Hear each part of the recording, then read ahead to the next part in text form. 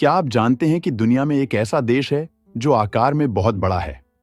वो देश जहां खुला आसमान तो है, लेकिन आबादी जैसे कहीं गुम हो गई हो। जी हां, हम बात कर रहे हैं मंगोलिया की, उस रहस्यमयी धरती की, जहां कभी चंगेज खान की तलवार की गूंज सुनाई देती थी और आज बस सन्नाटा बोलता है। पर रुकिए, मंगोलिया सिर्फ इतिहास नहीं है। आज यह देश फिर से चर्चा में है, लेकिन इस बार वजह अलग है। क्योंकि यह दुनिया का सबसे खाली देश होने के बावजूद अब चीन और रूस दोनों की निगाहों के बीच फंसा हुआ है। सोचिए, इतना बड़ा देश कि अगर इसे भारत के नक्शे पर रख दें तो यह उत्तर से दक्षिण तक फैल जाए। यानी मंगोलिया आकार में तो भारत के कई राज्यों से बड़ा है, लेकिन यहां रहने वाले लोगों की संख्या मुंबई से करीब 6 गुना कम है। मंगोलिया का क्षेत्रफल 15 लाख वर्ग किलोमीटर से भी ज्यादा है, जो इसे दुनिया का 18वां सबसे बड़ा देश बनाता है। लेकिन यहां रहते हैं सिर्फ 33 लाख लोग। इतने लोग तो अकेले दिल्ली के एक जिले में रहते हैं। यहां औसतन केवल 2.1 लोग प्रति वर्ग किलोमीटर रहते हैं। और अगर राजधानी उलान बाटर को छोड़ दें तो यह घनत्व घटकर सिर्फ 1.1 व्यक्ति प्रति वर्ग किलोमीटर रह जाता है। यह संख्या इतनी कम है कि ऑस्ट्रेलिया और नामीबिया जैसे रेगिस्तानी देशों से भी 3 गुना कम। मंगोलिया की आधी से ज्यादा आबादी सिर्फ राजधानी में सिमटी है, यानी 48% लोग देश की 0.3% जमीन पर और बाकी 52% पूरे देश में बिखरे हुए। इसलिए कई विशेषज्ञ कहते हैं मंगोलिया असल में एक बड़ा सिटी स्टेट है जो 18वें सबसे बड़े देश का अभिनय कर रहा है। लेकिन सवाल उठता है, मंगोलिया इतना खाली क्यों है?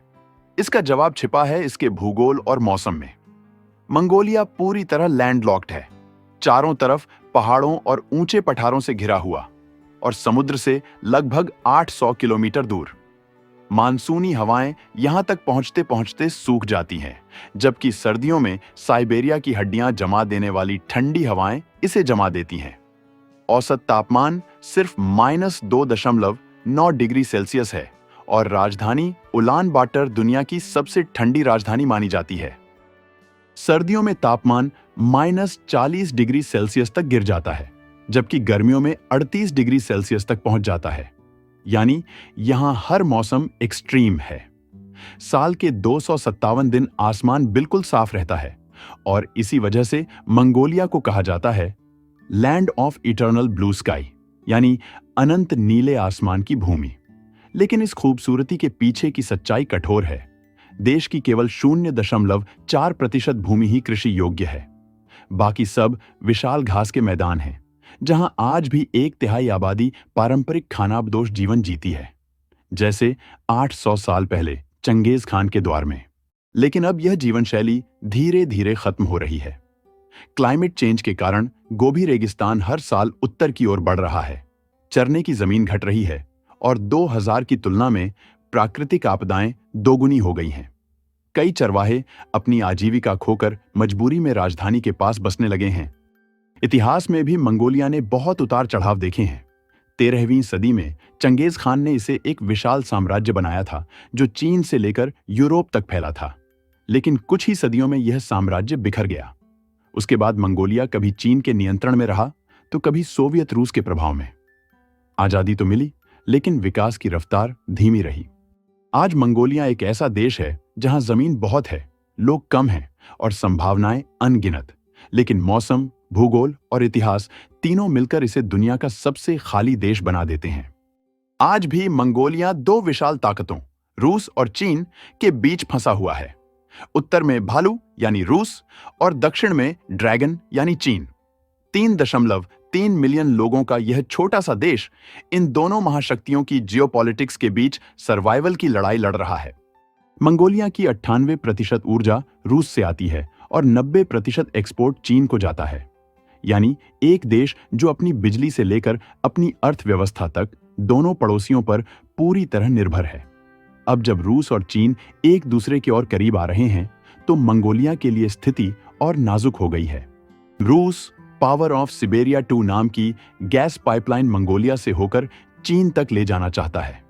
इस प्रोजेक्ट से रूस को तो फायदा है, लेकिन मंगोलिया के पास मना करने का कोई विकल्प नहीं।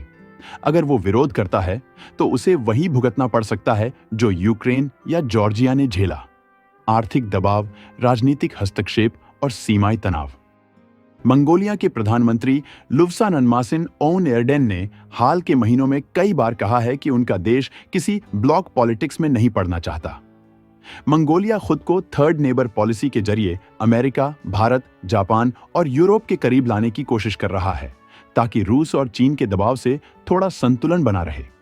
यहीं आता है भारत का एंगल। भारत और मंगोलिया के बीच ऐतिहासिक और सांस्कृतिक संबंध हजारों साल पुराने हैं।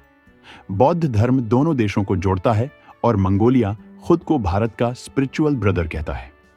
इसी रिश्ते को मजबूत करने के लिए भारत ने हाल ही में मंगोलिया में एक बड़ा ऑयल रेफिनरी प्रोजेक्ट शुरू किया है, जिसकी कीमत लगभग $1.2 बिलियन है और इसे भारत ही फंड कर रहा है।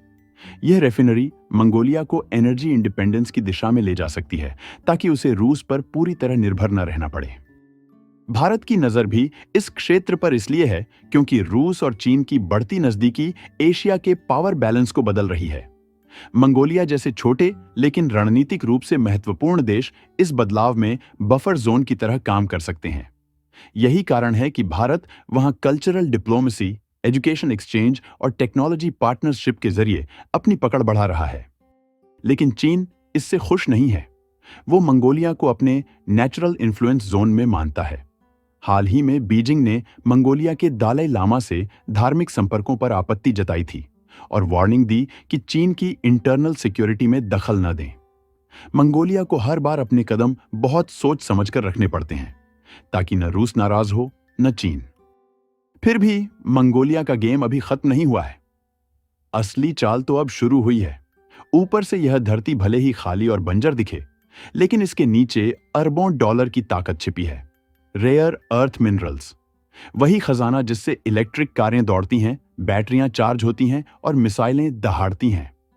2022 की यूएस जियोलॉजिकल सर्वे रिपोर्ट के मुताबिक मंगोलिया के पास करीब 3.6 million ton rare earth oxide है, यानी ये दुनिया के सबसे बड़े हिडन रिजर्व्स में से एक है। अब यही वजह है कि अमेरिका, जापान और इंडिया तीनों दौड़ पड़े हैं इस रेगिस्तान की ओर। हर कोई चाहता है कि आने वाले कल की टेक्नोलॉजी वॉर में मंगोलिया उसका सीक्रेट वेपन बने। लेकिन असली मुश्किल यहीं से शुरू होती है। उत्तर में रशिया दबाव बना रहा है, दक्षिण में चाइना अपनी पकड़ कस रहा है। अब जब रशिया और चीन एक दूसरे के और करीब आ रहे हैं, तो मंगोलिया के लिए अपनी इंडिपेंडेंट राह बनाना और भी खतरनाक खेल बन गया है। और यही है असली रहस्य। जो देश दुनिया का सबसे खाली कहलाता है, वही आने वाले कल की दौड़ में सबसे आगे निकल सकता है। मंगोलिया, जो आज सूना दिखता है, कल शायद दुनिया की नजर का सबसे गर्म इलाका बन जाएगा।